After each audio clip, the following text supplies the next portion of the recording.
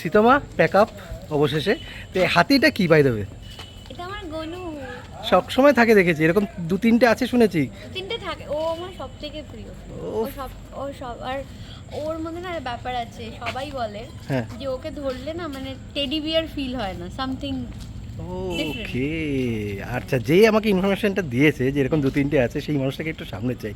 যাও যাও যাও যাও যাও। দু তিনটে না, বাড়িতে তো ও তাই, এটা ধরলেও টেডি বিয়ার। আচ্ছা ওটা তো ওর গনু, আর ও তোমার কে? আমার কে? হ্যাঁ। পাতি বনু। এ না না, বনু তো হতে পারে না। ওই সোনু। সোনু, সোনুর কাছে যাও, এত দূরে দূরে আছো কেন? মানু আসছে, আমার দায়িত্ব হচ্ছে মানুকে নিয়ে বাড়ি ফেরা রোজ রোজ। ও নাইস, আমি আর মানু রোজ বাড়ি ফিরি, বাহ। রোজ আফটার প্যাক আপ আমরা গল্প করতে করতে বাড়ি ফিরি।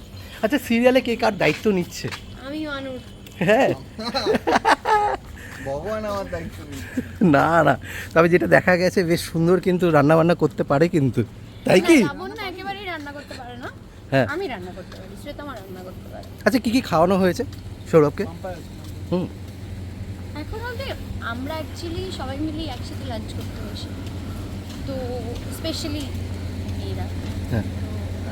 একদিন এক এক রকম খাবার দাবার আসে বাড়ি থেকে, কখনো কিনে আনা হয়।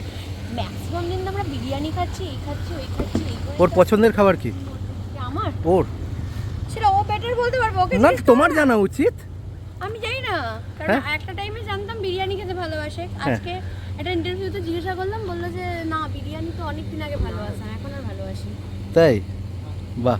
আর সৌরভ, ওর কি পছন্দ, ফেভারিট? মোমো। হ্যাঁ, অল টাইম।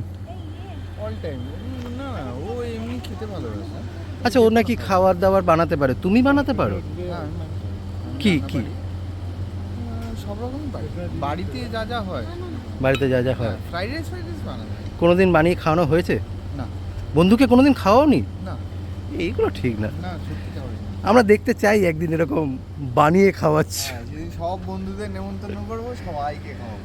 ও আচ্ছা, একদম ছোট করে একটা জিনিস জিজ্ঞেস করে নেবো, প্রাপ্তির কথা যখন বললে এবং তার সাথে সাথে এত বছর বাদে এত মানুষদের সাথে কাজ করা, সেখানে শ্রীতমাকেও তুমি এত বছর বাদে প্রথমবার বউ হিসেবে পেয়েছো, এবং এবং যেটা হচ্ছে প্রাপ্তির কথা, এটা কতটা তোমার কাছে প্রাপ্তি? অফকোর্স আমার কাছে প্রাপ্তি। যে কোনো পুরনো আর্টিস্ট যাদের সাথে আমি কাজ করেছি তাদেরকে নতুনভাবে পাওয়াটা তো একটা প্রাপ্তি। এবং শ্রীতমা এখন আমার বউ অনস্ক্রিন, লাবণ্য, ফলে তার অনেক প্রাচুর্যতা আছে, চরিত্রটার অনেক ডেপথ আছে। সেগুলো নিয়ে শ্রীতমা যেরকমভাবে ইভলভ করছে অভিনেত্রী হিসেবে, সেটা আমার কাছে সত্যি একটা thank you very much. Thank you.